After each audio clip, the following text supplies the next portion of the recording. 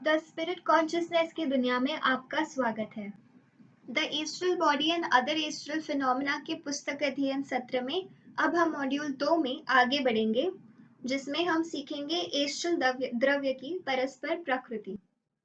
अब तक हमने इसमें देखा एस्ट्रल मैटर के प्रकार और ग्रेड।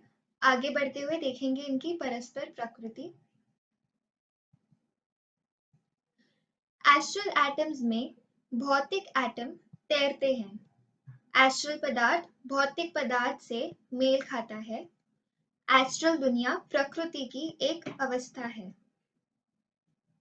सबसे पहले हम इसमें देखेंगे कि कैसे एस्ट्रल एटम्स में भौतिक एटम तैरते हैं। एस्ट्रल एटम्स में भौतिक यानी फिजिकल एटम तैरते हैं। एस्ट्रल पदार्थ भौतिक पदार्थ की तुलना में बहुत महीन होते हैं और दोनों के बीच मिश्रण होता है। इसलिए प्रत्येक एटम एस्ट्रल द्रव्य में तैरता है और उससे घिरा होता है। यह एस्ट्रल पदार्थ भौतिक यानी फिजिकल पदार्थ के प्रत्येक दरार को भर देता है। यह अच्छी तरह से सिद्ध है कि सबसे कठिन पदार्थों में भी कोई भी दो एटम एक दूसरे को स्पर्श नहीं करते तथा उनके बीच का फासला वास्तव में स्वयं एटम से बड़ा है। रूढ़िवादी यानी ऑर्थोडॉक्स भौतिक विज्ञान कहता है कि पदार्थ के घनत्व यानी डेंसिटी की परवाह किए बिना ईथर सभी ज्ञात पदार्थों को परस्पर जोड़ता है।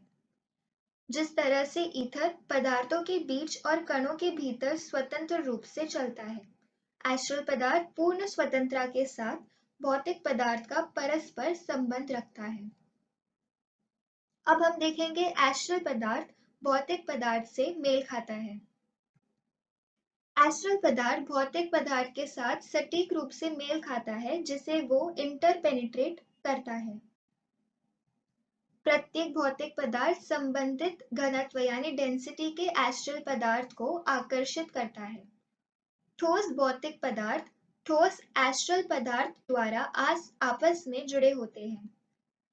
तरल भौतिक पदार्थ यानी लिक्विड फिजिकल मैटर तरल एस्ट्रल पदार्थ यानी लिक्विड एस्ट्रल पदार्थ द्वारा और गैसीय भौतिक पदार्थ यानी गैसियस फिजिकल मैटर गैसीय एस्ट्रल पदार्थ द्वारा और एथरिक पदार्थ के 4 ग्रेड संबंधित एस्ट्रल पदार्थ के ग्रेड द्वारा इंटरपेनिट्रेट करते हैं।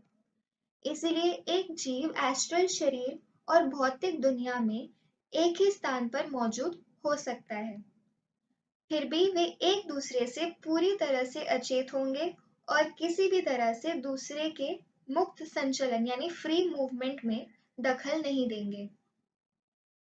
अब हम देखेंगे एस्ट्रल दुनिया प्रकृति की एक अवस्था है। इस अवधारणा को स्पष्ट रूप से समझा जाना चाहिए।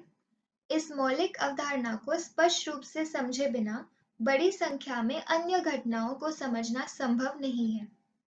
इंटरपेनिट्रेशन यह स्पष्ट करता है कि प्रकृति के विभिन्न क्षेत्र अलग नहीं हैं, बल्कि वह यहाँ और अभी मौजूद हैं। इस बात का मूल्यांकन करने और समझने के लिए किसी को कहीं जाने की जरूरत नहीं है, लेकिन केवल हमारी इंद्रियों का जागरण करना आवश्यक है।